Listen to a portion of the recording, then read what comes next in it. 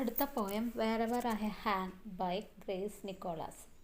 ഇതിൽ Grace Nichols പറയുന്നത് അവരുടെ തന്നെ എക്സ്പീരിയൻസിനെ കുറിച്ചാണ്. അതായത് ഒരു സ്വന്തം നാട് അല്ലെങ്കിൽ സ്വന്തം രാജ്യം വിട്ട് വേറൊരു രാജ്യത്തേക്ക് വേറൊരു കൾച്ചറിലേക്ക് ഒക്കെ പോകുമ്പോൾ ഉണ്ടായിരുന്ന ആ ഒരു ഫീലിങ്ങിനെ കുറിച്ച്, ആ സമയത്തുണ്ടാകുന്ന ആ ഒരു അവസ്ഥയെക്കുറിച്ച്, ആ ഡിസ്പ്ലേസ്മെൻറ്റിൻ്റെ ബുദ്ധിമുട്ടുകളെക്കുറിച്ച് ഒക്കെയാണ് അവർ ഈ ഒരു പോയത്തിലൂടെ പറയുന്നത്.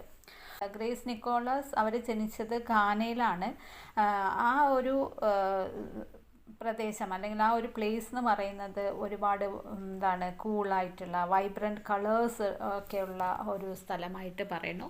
എന്നാൽ അവർ പോകുന്നത് ഇംഗ്ലണ്ടിലേക്കാണ്.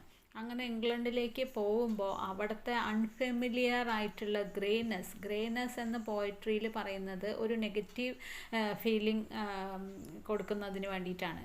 അപ്പോൾ ഇംഗ്ലണ്ടിൽ പോകുമ്പോൾ അവരുടെ ആ ഒരു പോസിറ്റിവിറ്റി അല്ലെങ്കിൽ ഒരു പോസിറ്റീവ് ഫീലിംഗ് അവർക്ക് കിട്ടുന്നില്ല. എല്ലാം പരിചിതമല്ലാത്ത, അവർക്ക് ഒട്ടും തന്നെ പരിചയമില്ലാത്ത സ്ഥലങ്ങളും ആൾക്കാരെയും ഒക്കെയാണ് അവരവിടെ കാണുന്നത്.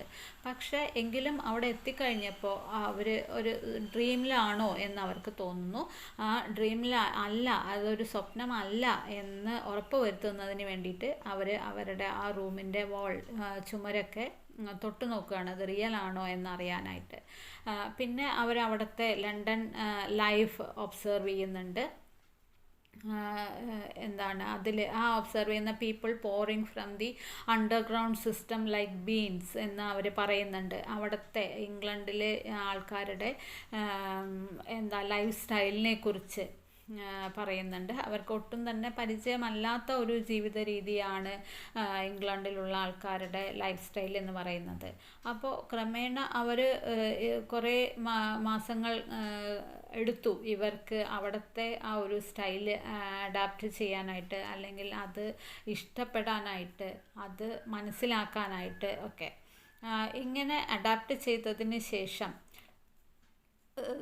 പോയറ്റ് അഡ്മിറ്റ് ചെയ്യുന്നുണ്ട് എന്തിനെക്കുറിച്ചാണ്, അവരുടെ സ്വന്തം രാജ്യത്തെ അവർ വല്ലാതെ മിസ് ചെയ്യുന്നതായിട്ടും അവർക്ക് തിരിച്ച് അവരുടെ രാജ്യത്തേക്ക് തന്നെ പോകണം എന്നുള്ള ആഗ്രഹം അവരുടെ മൈൻഡിലേക്ക് വരികയാണ്. അവസാനം അവർ കൺക്ലൂഡ് ചെയ്യുന്നത് ഒരു ഡിക്ലറേഷനോടെയാണ്.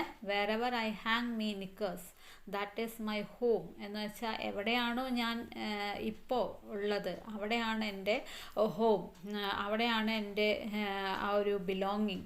അപ്പോൾ ഇപ്പോൾ ഇംഗ്ലണ്ടിലാണ് എനിക്ക് താമസിക്കാൻ വിധിച്ചിട്ടുള്ളത്. അപ്പോൾ ഞാൻ അതിനെ ഇഷ്ടപ്പെടണം. അല്ലാതെ ഇനി തിരിച്ച് ഘാനയിലേക്ക് പോകണം, എൻ്റെ മദർ കൺട്രിയിലേക്ക് പോകണം എന്ന് പറഞ്ഞാൽ അത് നടക്കുന്ന കാര്യം അല്ല.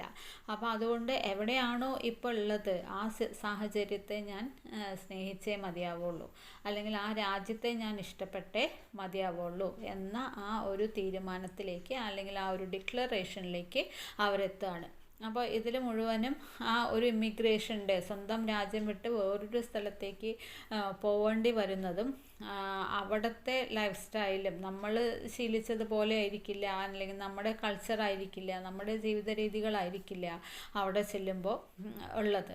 അപ്പോൾ അത് ഫോളോ ചെയ്യാനുള്ള ബുദ്ധിമുട്ട്, അവിടുത്തെ ആൾക്കാരെ പരിചയപ്പെടാൻ എടുക്കുന്ന സമയം, അങ്ങനെ ഉള്ള പ്രശ്നങ്ങളെക്കുറിച്ച്, ഇമിഗ്രേഷൻ കാരണമുണ്ടാവുന്ന നമ്മുടെ ലൈഫിലുണ്ടാവുന്ന ചലഞ്ചസും അതിനെ നമ്മൾ എങ്ങനെ അഡ്ജസ്റ്റ് ചെയ്യുന്നു എന്നതിനെക്കുറിച്ചുമാണ് ഇതിൽ പറയുന്നത്.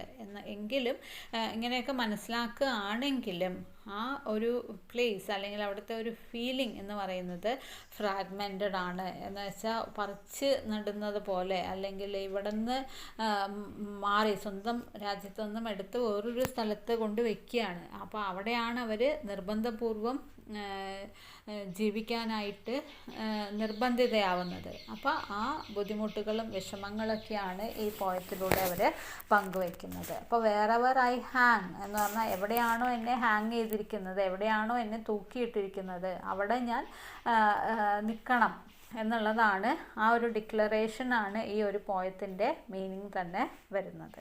അപ്പോൾ അതൊരു വളരെ ചെറിയ സിമ്പിളായിട്ടുള്ള ഒരു പോയമാണ്.